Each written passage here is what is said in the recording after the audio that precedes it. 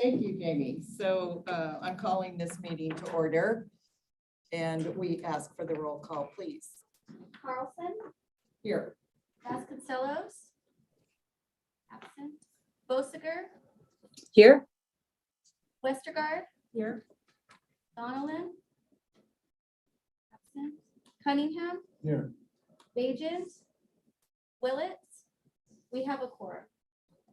Thank you so much. Having a quorum, we'll move to our first order of business. To you, Rebecca.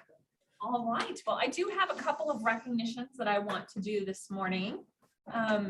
Many of you know, a couple of years ago, we added some new project managers to our team and to our staff. And two of our newest project managers are Brett Corporal, Brett, if you would stand up, and also Jennifer Moore, goes by Jen Moore. They're two of our newest project managers, and I'm happy to report that they most recently completed the AAA ACE certification in environmental. And they are amongst the first people to get the certification. So great additions to our team, and they're continuing with their professional development. And I'm sure that they're going to keep contributing great things to come.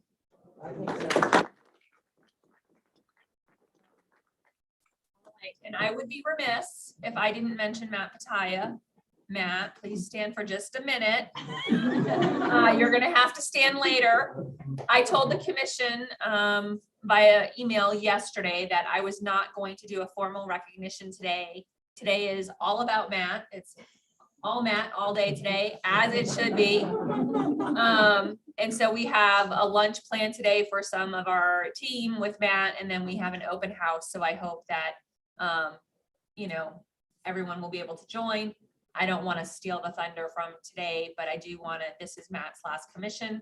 I'm going to make him work really hard till the very last day. And he's up for the task. He always gives 110%. So Matt, I do want to publicly thank you here in this forum.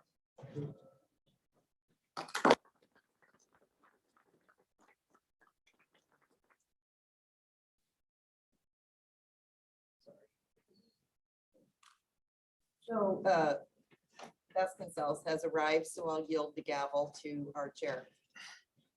Good morning, Bill. We just did Here.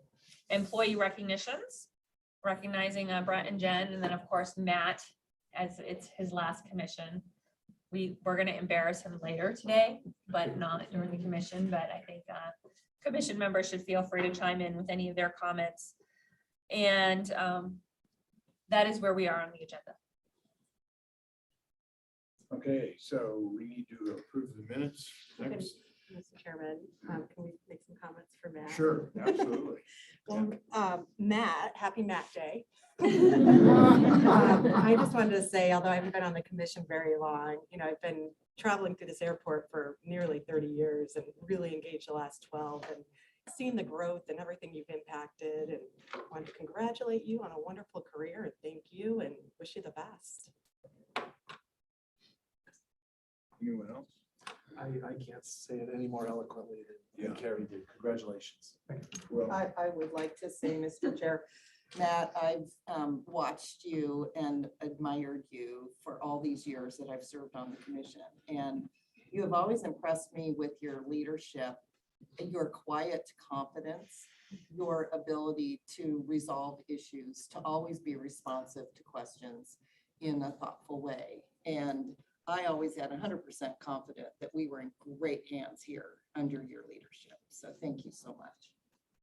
and I'll just say, I've been on the commission for 9 years, and during all that time, I can't remember a single time we've had multiple projects, taxiways and runway repairs and different things you've been in charge of, and there hasn't been a glitch ever that I can remember.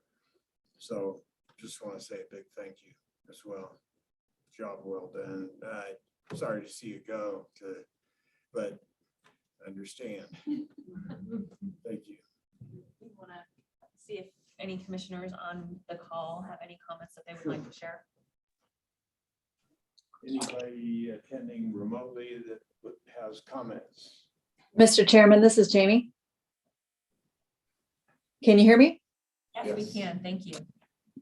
Yes, Matt, thank you for your service. The quiet confidence does resonate with me as well. Very competent in all of the things that you did. We will miss that, and I hope that that leadership trait gets passed on to the next person in charge. But we will miss you, Matt, and good luck in retirement. Thank you, Commissioner Bosinger. I do not see General Donlin raising his hand, so Anyone else? Remotely? oh, General Donlin, I did see his video camera. He is waving, signaling. I cannot hear you if You you're might be on speaking. mute. Are you on mute? Did you want to speak? Okay, he has no audio, so Okay. he's miming. Okay, that's tough. A lot of respect for you, sir. Don't give up the day job. All right. His audio is not working, but I'm sure he sends his regards. You're getting a thumbs up, Matt.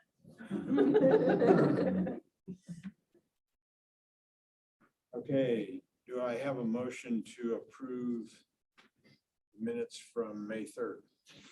Chair, I move that we approve the minutes of the last commission meeting of May 3rd. And a second? I second. All in favor? Aye. All right.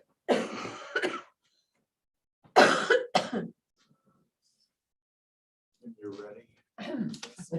Sorry, I have a little bit of a cold, but I am definitely improving, and so I'm confident that I'm not contagious. But I would be happy to roll into the director's report.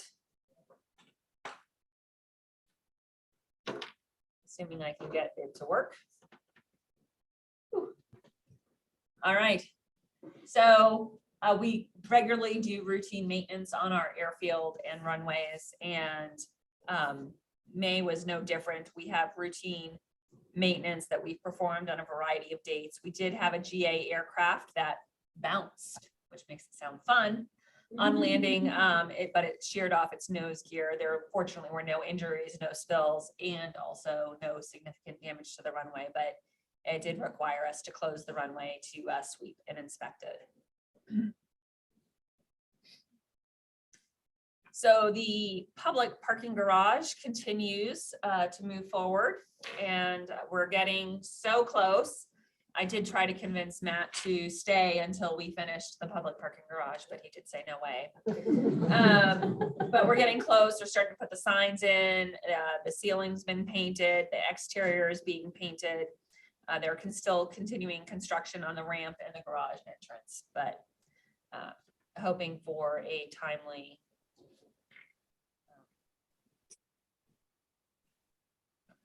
and then the employee parking garage construction continues on that. We're at level 4 of the elevator stair tower. The formwork for level 4 has started as well. And then we're placing the veneer on the walls of the north elevation. So it's really starting to take shape. This is a project that we're working on. Oh, darn it, I don't know why it's doing that, but we have taxi lane Delta. That's at the end of the concourse, so it is, I'm sure it's making things tight for the airlines to operate in and out, but we have to repair the pavement. Construction started on the 15th. We expect it will be done on the 8th, so just a couple days from now. And we're paving approximately 500 feet of the taxi lane just north of the taxiway Alpha as it leads into the ramp. And then I wanted to touch base. This isn't our project per se, but it is on our property. This is the first project that's going in on that non-aeronautical industrial development project. This is the Black Market Gelato, and it's progressing and it's on track to open in August. Memorial Day was a busy travel weekend for us. It's the official kickoff, I guess the unofficial kickoff, I should say, to the summer travel season. We had strong travel demand, but our traditional parking did meet our travel demand. And TSA had a media event. We did earn some social media and broadcast media. That. We talked about Jen and Brett already. Congratulations again. And then next week, I will be traveling to Jumpstart. It's in Minneapolis. This is an Air Service Development Planning Conference, June 12th through the 14th. And we have, I believe, 8 meetings with airlines. This is kind of like speed dating with the airlines. You go in, you meet with them for 15 minutes, you give them your pitch about air service. Also, it's a great opportunity to hear from our existing carriers about how their service is going. And so that will be next week. Normally, Sean would be going to this, but he is out on paternity leave, so he will not be there. So, but I will do my best to live up to Sean's reputation there. Gowan Thunder, we've been talking about this for a while, but it's right around the corner, literally. It will be August 25th, 26th, 27th. So we've worked with all of our airlines. There will be a temporary flight restriction and there will be some openings so commercial flights can come in and out, but we will be closed to GA, but we're excited about this event and we will have more details about it for you at our next commission meeting in August.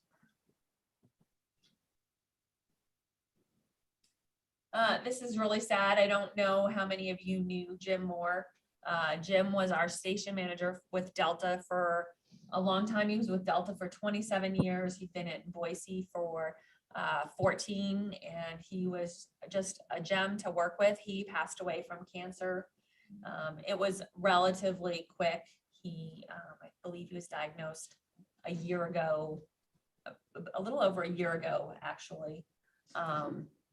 And he worked right until the end. I will say we saw him, you were there, Carrie, was it April maybe?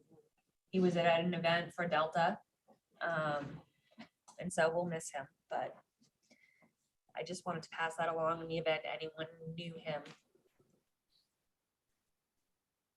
Moving on, April enplanements continues, travel continues to be strong. We're up 7% compared to April of 22,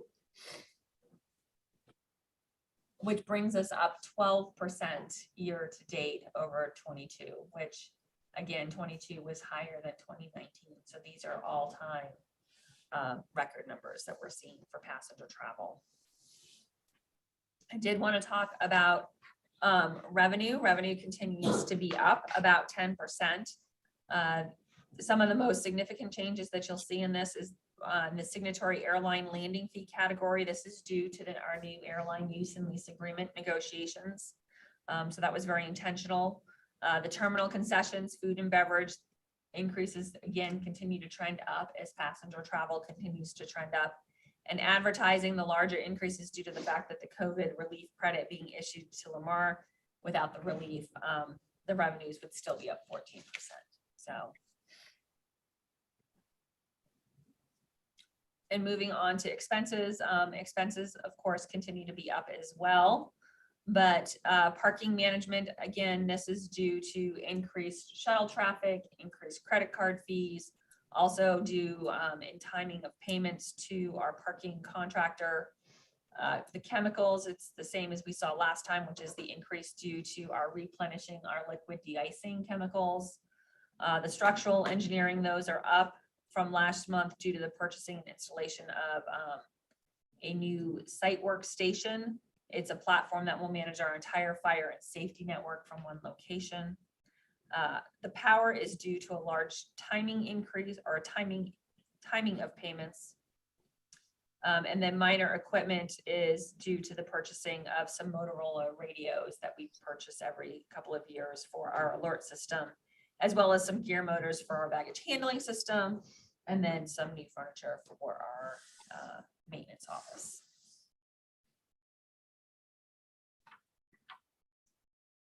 In every quarter, we look at our passenger trends and how things are moving. So you can see that our load factor continues to be strong. A 10% increase in the average load factor brings us up to 83%. And keep in mind, this is for the year ended December 22. These always lag by about a quarter. So we're really looking at the end of 22 here. Our top origin and destination markets continue to be stable. Of course, Burbank has increased by the highest percentage, and that I think can be attributed to the introduction of Abello operating that nonstop route. That's always going to stimulate traffic. Then when we look at market share, again, you can see a couple different depictions. Alaska continues to be our market leader with 28%, followed by Southwest at 25%, Delta at 21%, United at 14%, American at 8%, Allegiant at 2%, and then the other ones just Abello and Spirit and other, just very, very small percentages. This is an interesting one. I think over time, we've continued to see year-over-year growth in the number of seats that are available in our market. And this is the first time in my recent memory where we're actually seeing a decrease in the number of flights, but more importantly, a decrease in the number of seats. And so in July, in August, and September, we'll see a slight decrease in seats. We'll see if that actually translates into a decrease in passengers or if it leads to an increase in load factor. It's one or the other. So, and then we always look at our peer group, and we have more seats per capita than most of our peers. And again, keep in mind, we had reworked our peer group so that way we wouldn't always be the best in the group, but we still are well above the average even for this peer group that we've developed. Same thing with the number of origin and destination passengers. Only Charleston is bigger than us, and then the airfare is one of the lowest. It's the fourth lowest out of the group.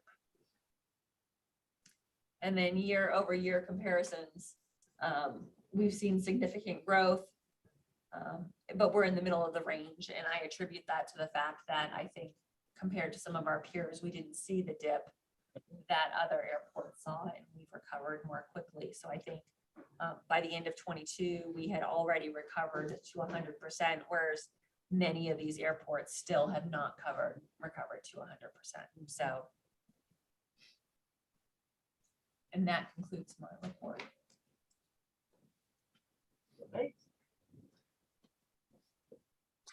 Yes, Mr. Chair. Rebecca, is there a sort of a natural max unload that occurs? A natural Sort of maximum on load the load percentage? factors. Yeah. I would say it's probably in the high 80s would be the maximum, because what you're doing is you're taking the average. So if you're at 83% or higher, that's every single flight being full every single time. And then I don't think that's realistic, but certainly during the peak times, and we've all flown, and you've been on a flight where there's 0 seats available, that's 100%.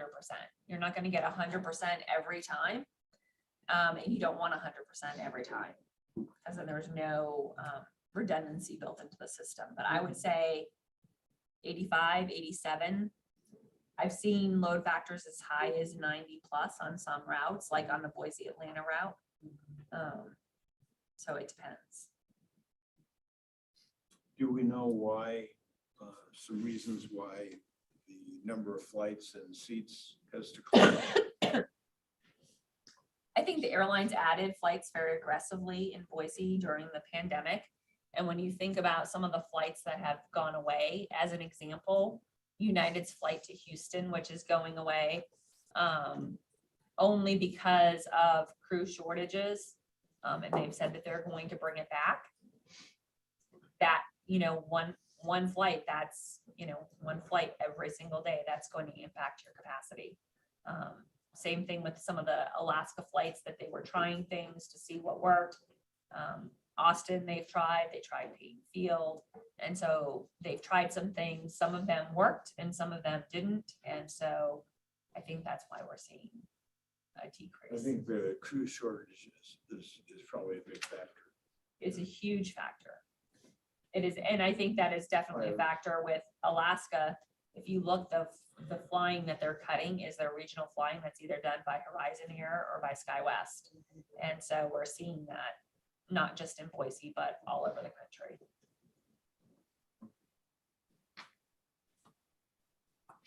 Commissioner comments.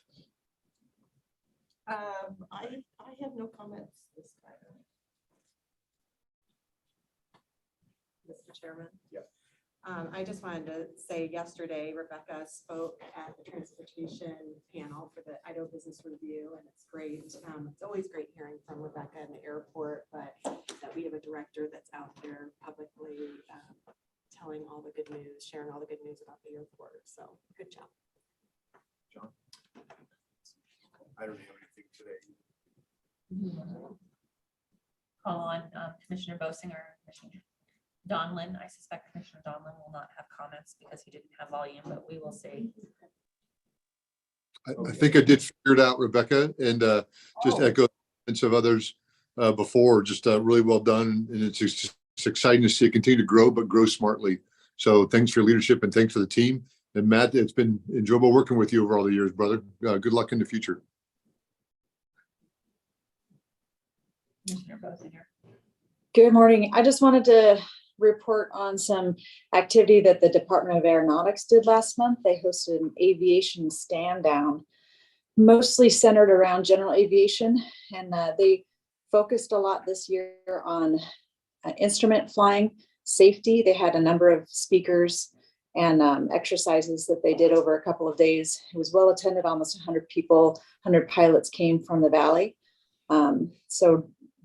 Department of Aeronautics is doing a good job reaching out and providing training and outreach to the GA community. And they've also hired into the new administrator position that recently became available, and Tom Mahoney has taken that position. I know Tom personally. He's an excellent human, background in military, but also general aviation flying as well. So good work on the GA side for aviation in Idaho. That's it. Thank you. Anyone else?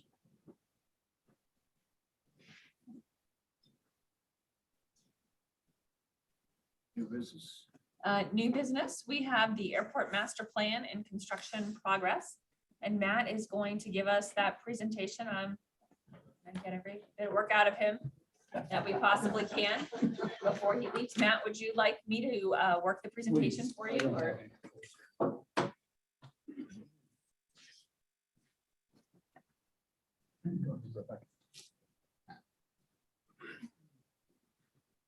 Rebecca asked me to do some construction update, but I kind of took a step further just to kind of tie it back to our master plan. So we can get a kind of a broader view of where we are going and where we came from and what we've accomplished in the last couple of years. This is the airport layout plan, and just kind of show you some of the development. The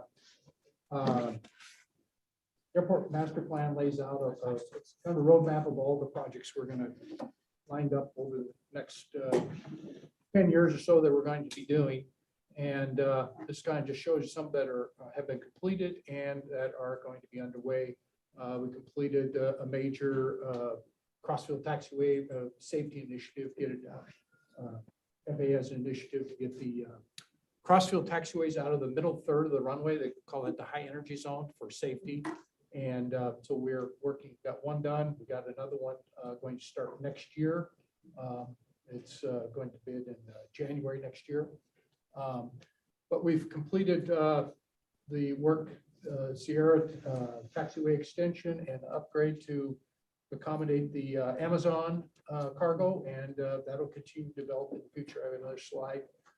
We've expanded the de-ice apron over here on the east side to accommodate more air carrier operations, de-icing primarily.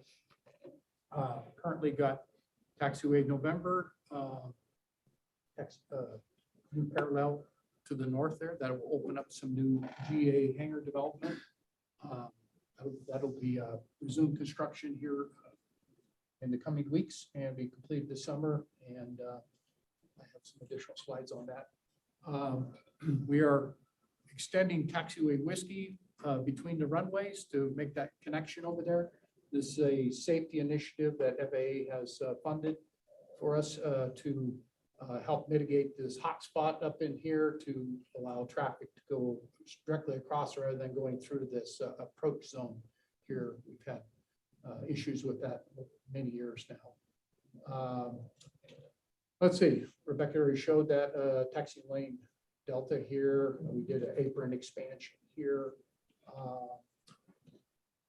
We are extending this taxiway here for some future hangar development on the southeast corner, and actually going to start construction here very soon on a new access road to expand the area that we can develop for hangars there. With that, Rebecca. Taxi lane delta, that's one Rebecca mentioned, completed paving yesterday or day before, and we opened up the week. Going very well, it was needed. Very high traffic area, difficult phasing, but we were able to get it done quickly before this big rain came, so very pleased with that. So progress. Taxiway whiskey, a little bit more detail showing where it is connecting to the taxiway hotel over here. And this will allow the tower more options to move traffic with not having to take aircraft into the approach zone. We're also completing a taxi lane going to the NIFC ramp, relocating it. The reason why is with the relocation of Delta, there'll be a direct connection to the runway, and FAA doesn't want that, so we relocated that. It was almost 40-year-old pavement anyway, so it needed to be replaced anyway. Taxiway Delta, currently it goes diagonally across here to the terminal, and it's also in the high energy zone, so we are relocating it next year. We're about 90% design now, and we'll progress with that. That's that taxi lane A3 that we were talking about, that little stub out there. So this will be a little more standard when we complete this next year.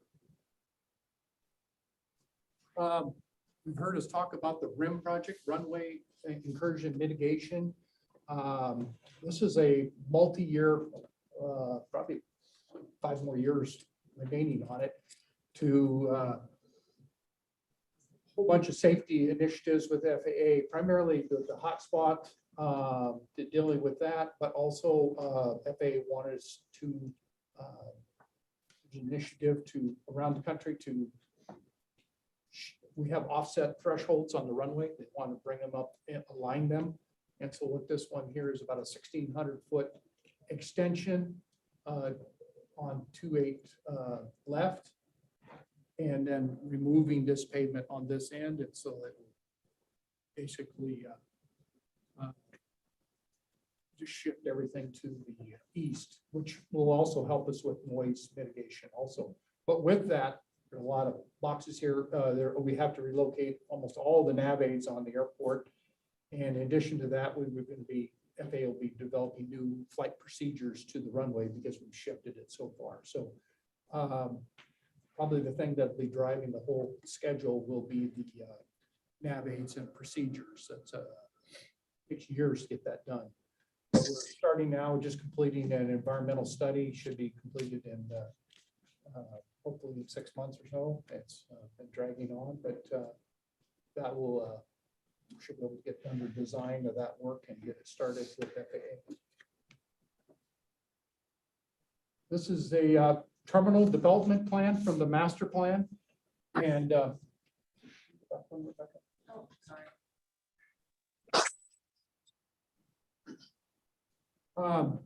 In yellow, kind of, or in the kind of gold color there, showing the development that we showed in the master plan, and we've kind of blocked out the things that are underway or completed. The east public garage, new exit plaza, an office, employee garage. Rebecca showed you that.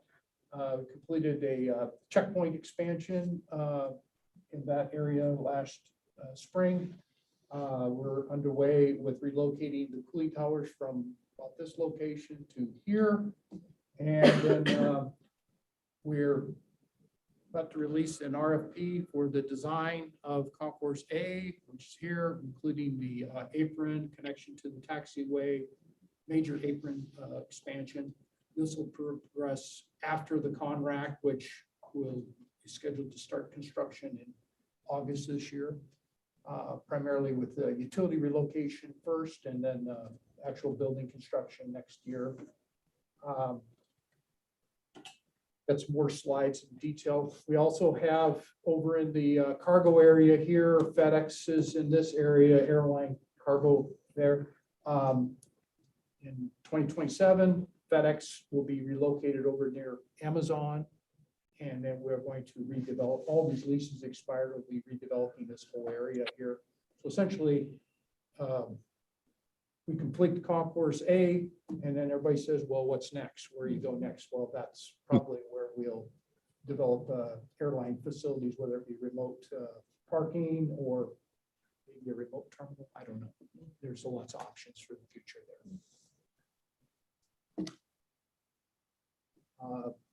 This is a recent photo of the public garage. It actually resembles the rendering that the architects did originally. So they must have done a good job. New exit plaza. And then here's the employee garage. We just started the 4th floor of a total of 5 floors. The public garage will be scheduled to be complete. Well, they're telling us the 1st of August, but we think it's going to be done maybe the end of July. So it's right in that time frame. That's going to significantly change the airport's operation here with having more close in, about 1,150 enclosed stalls. So that will reduce the need for shuttling, and then we can move employees around too. It gives us a lot of options there.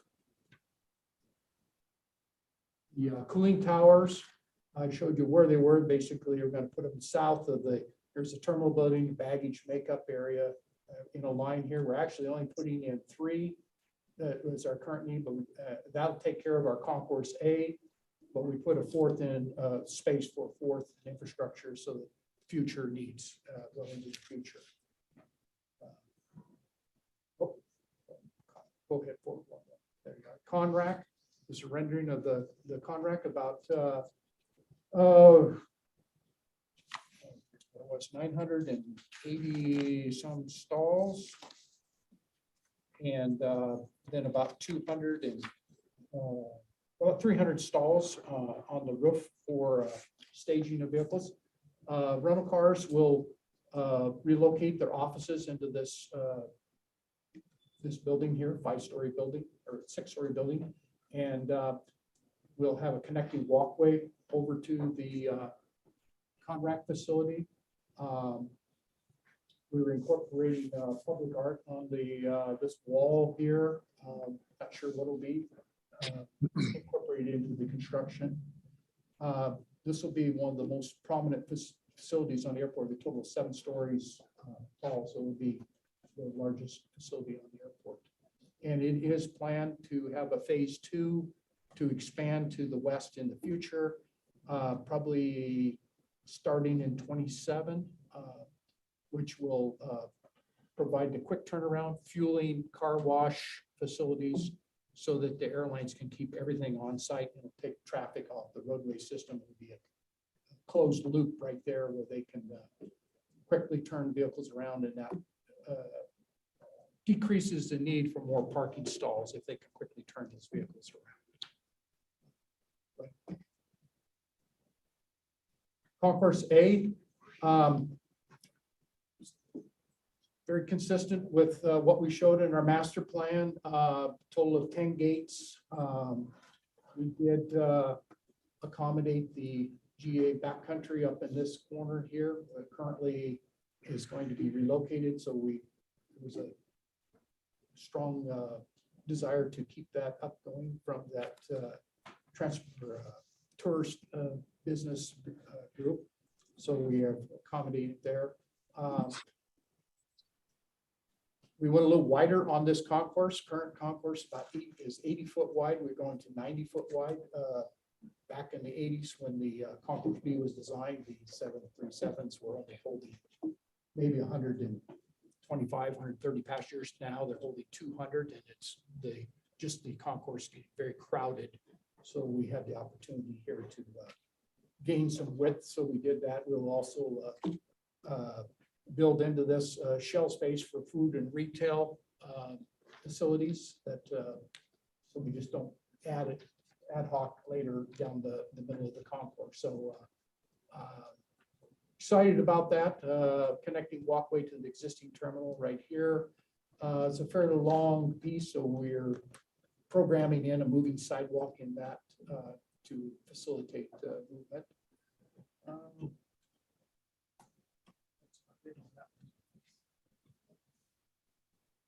Ticket lobby expansion with the a lot of the new entrants, small carry entrants. We have a need for some additional ticket counter positions. We don't have it. We're pretty well maxed out now. And so we've taken an existing area over here on the northeast corner of the ticket lobby. These planters actually cover a conveyor system where it penetrates the floor from the curbside. We used to have curbside, which connects all the way through our baggage system, no longer in use. So we're repurposing that and basically putting in a belt, and we're going to build a little enclosure outside on the curb and then reconnect into that to introduce bags into the system. We'll get 8 check-in positions, and we're experimenting with a common use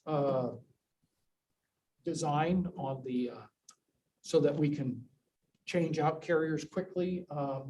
No one will have an exclusive space. It'll be LED screens in the back for any kind of branding or that type of thing, so that we can readily change out carriers. And if that's successful, we may do more of the existing ticket counters in the same fashion. Mr. Chair. Matt, what's the timing on that? We're completing design this summer, and we'll be going out to bid this fall. Probably construction, might start construction right after first year.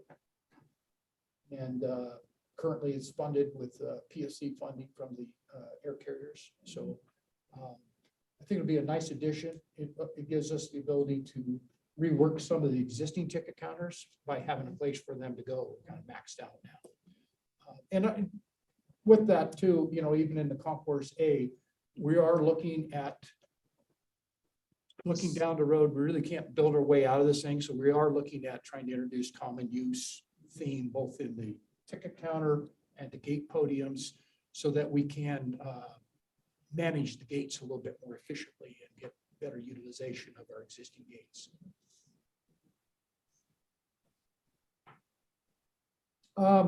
With the rental cars, well, back up a second.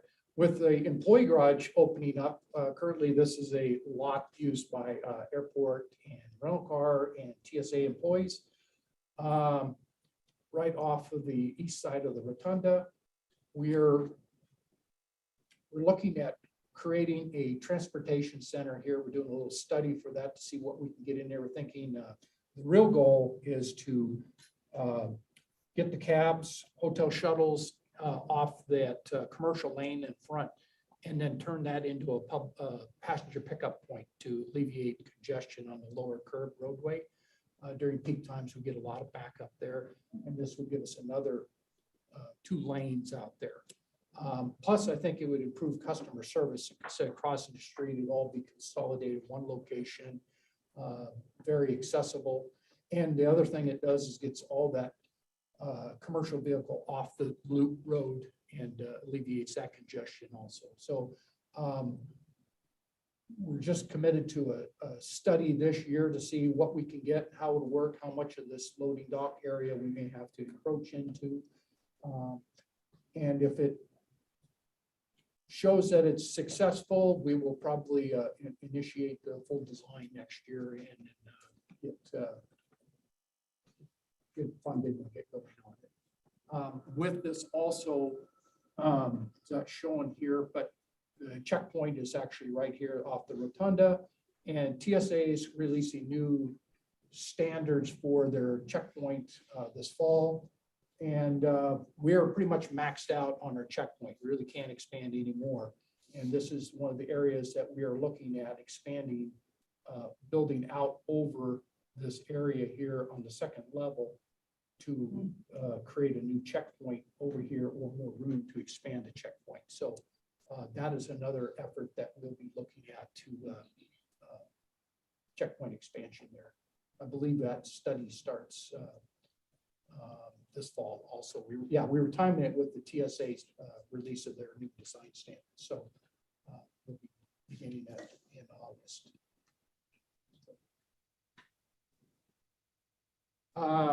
In addition to build out, we're also working on facilities. This is a new HVAC chiller that's being installed, be commissioned, I believe, next week and come online. This adds capacity that we're going to need for Concourse A. And then in addition to this one, we have another project that we're adding a new electric boiler also to add capacity for Concourse A, but also to transition from natural gas to electric for sustainability. So we got several of those projects ongoing. We try to do several of those a year. I mentioned before, Hangar Development over in the southeast corner near Amazon. This Amazon, we've extended the taxi lane Sierra further to the east. It is actually under construction right now. And then we are extending the access road and security fence all the way around to the north side of that. That's going to open up immediately 2 more hangar sites. And then potential, we could extend the road out and develop a couple more hangar sites in this area here. So we'll continue developing that as we go in the future. We've been engaged with one tenant here, but they haven't entered into a lease yet, but we have one tenant interested in developing a large hangar off the end there. Oh, I'm sorry, can you go back one more? I did want to show, we talked a little bit earlier about the FedEx relocation. This is Amazon, and FedEx would be in this area right here to the south of them. And we would extend that apron and this taxi lane further to the south. And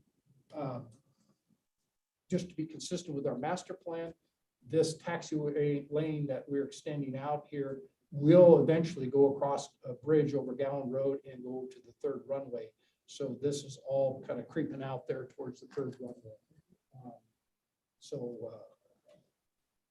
It looks like it's going to be pretty high there, but it's the reason because we're trying to get up on that bench to the 3rd runway as we go along. This is hangar development area number 3, which is on the north side near taxiway, the new taxi lane, November. Al Scott is to the east, airfield electrical vault to the west, and then also Idaho Helicopter. 3 hangar sites. The taxi lane, like I said, is going to be completed this summer.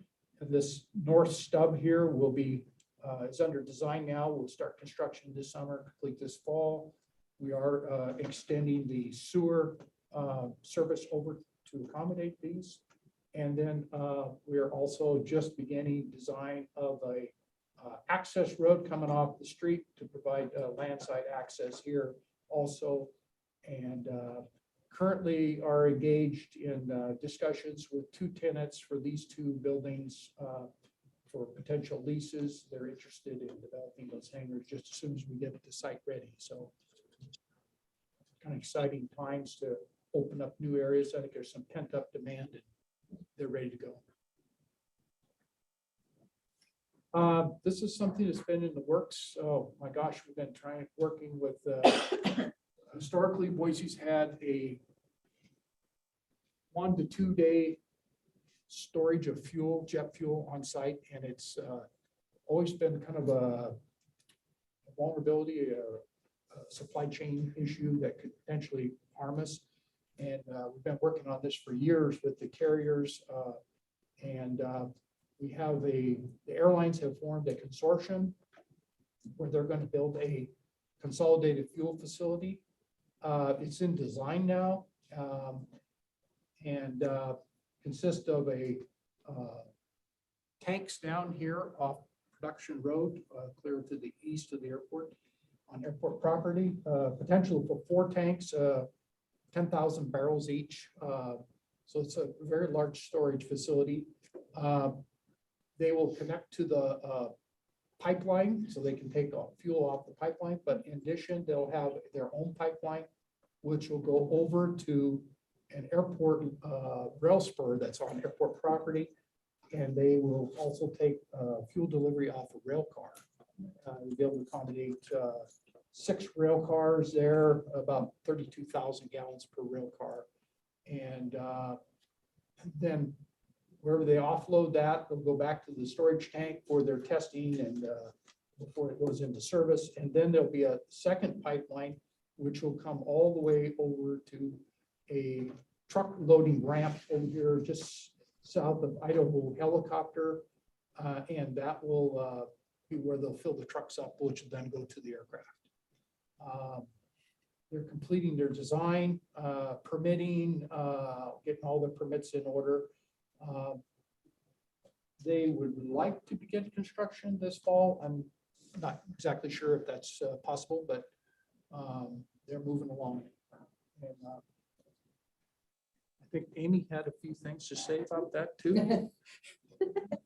It's real quick.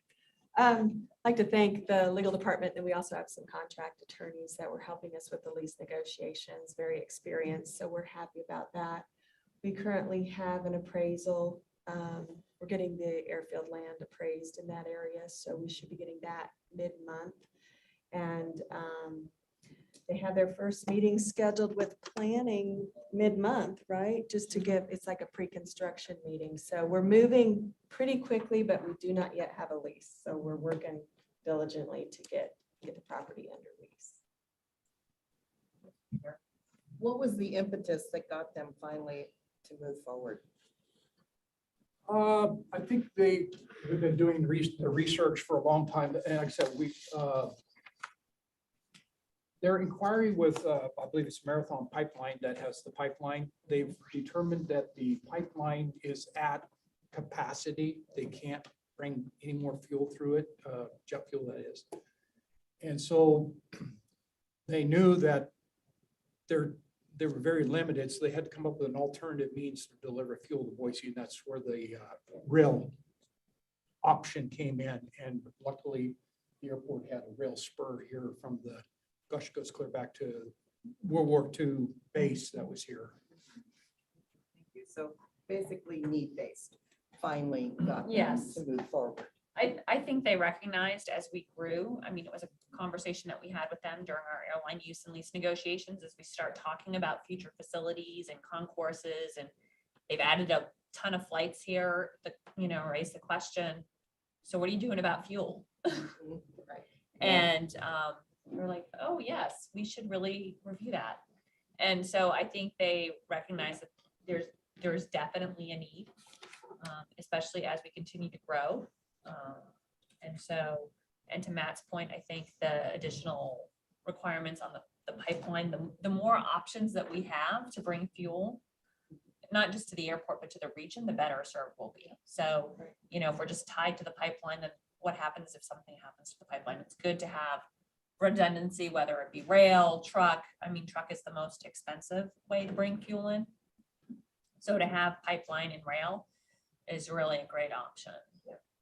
But it's a very, hats off to Matt and to Amy, because it is a hugely complex project. And even though we're not the lead on this project per se, because it's really being driven by the airlines and the consortium, it's complex to make all of these pieces come together to make it a viable project. Well, but you're the experts. So it's great that you're at the table driving the process. Yeah. Well, and we brought in expertise because none of us here have built a fuel farm before. Right. We all know it's important, but But there's engineering firms that build fuel farms. There's consultants and legal consultants who negotiated fuel contracts before. And we just want to make sure that one, that we have fuel supply for Boise so we can continue to grow. And two, that we're generating the revenue that we need to be able to maintain and invest in our facilities. So, Yeah, how many days supply will there be on site then when this is complete? Their initial development of 3 of 4 tanks, storage tanks will give them about just short of 10 days. But then they could add another 10,000 barrel tank in the future. So they are building an expansion in it. But you're essentially going from, right now, it's probably 1 day, actually 1 day now. And I mean, there's just a constant stream of trucks coming to the airport right now. And that's not really sustainable, adds to traffic, it's dangerous, and this will be a little bit safer operation and more economical. and I will say our airline partners are making a substantial investment in this facility, tens of millions of dollars. And so I think that's also an indication of how committed they are to Boise. And, you know, there's all of this construction side, but there's also the legal side. I mean, they had to form a separate legal entity. So they also have been doing their due diligence, and it's definitely a commitment on their part to our community, and they're going to bond for it and they're going to build it. We're leasing them the space. The only other thing I would note is that we will have the ability to have sustainable aviation fuel at some point in the future, because we will have multiple tanks and they can't be necessarily stored together. But thinking ahead to that sustainable aviation fuel, if and when that becomes more common, we would have that ability as well. So. One quick question. Are all the airlines represented in this consortium? And is there a private representation too? So I don't remember which airlines are in the consortium. Have we seen the The consortium majors. documents? Right now, It's- Mr. Chair. That's an easy question. Mr. Chair, members of the commission, right now it is chaired by Delta. They are in communication with all the other air carriers and cargo carriers.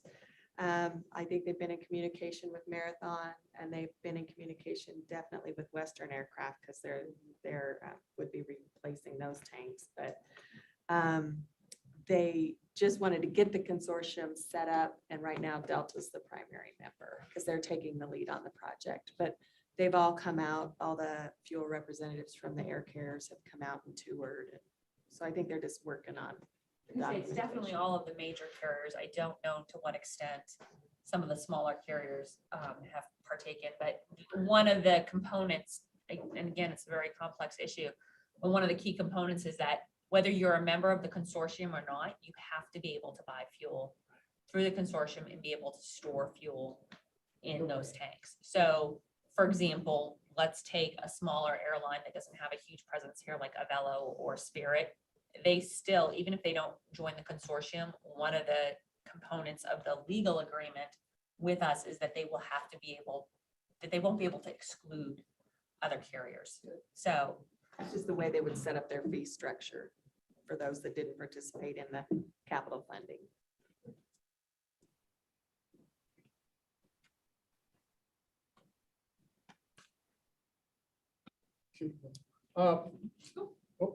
We do also, working with TransJet, they are finding a new hangar over here. This is Firehawk.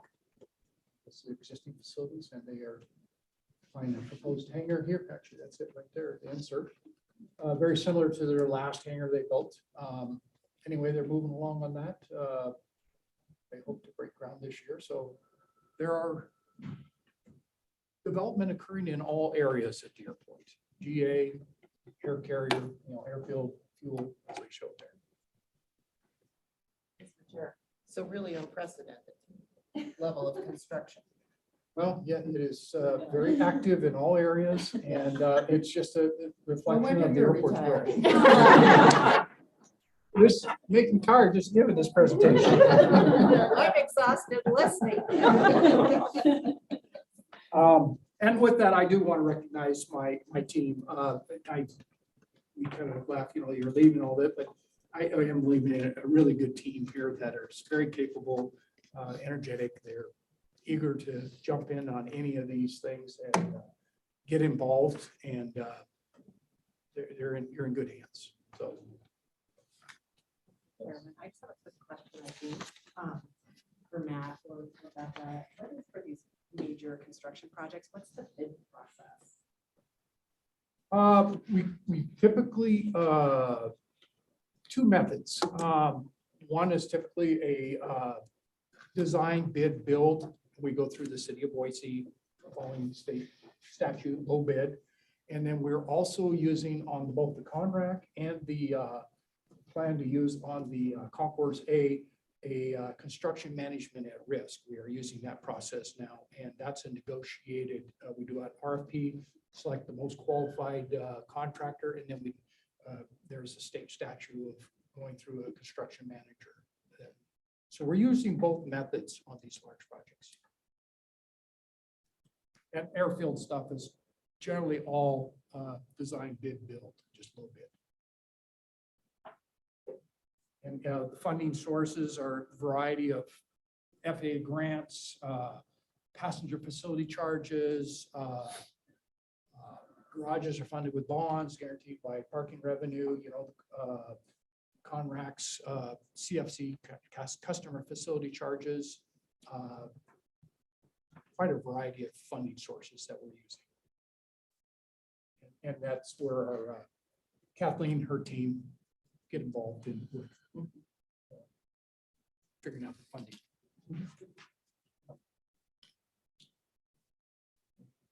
Thank you, man. Thank you.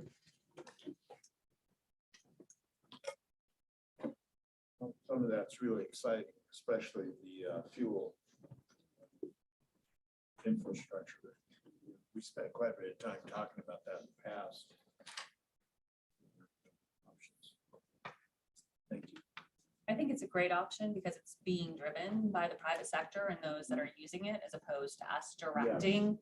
Instead of the airport directing a solution, we've enabled our primary users of fuel to come up with their own solution and their investment. And so I think that's really, to me, what's most exciting about this project. That is great, especially with all the moving parts. I mean, to get those airlines to all agree with each other when they're basically competitors. It doesn't happen very often. So, pretty exciting. All right, I think we're at the time for testimony or questions from the general public. Do we have anybody that wishes to address the commission? There's nobody online. Raise your hand. There is nobody. Anything else from anybody? All right. I think we can entertain a motion to adjourn then. Mr. Chairman, I'm wishing to adjourn the meeting. Second. All right, moved and seconded. All in favor? Aye. All right, all right. Thank you very much.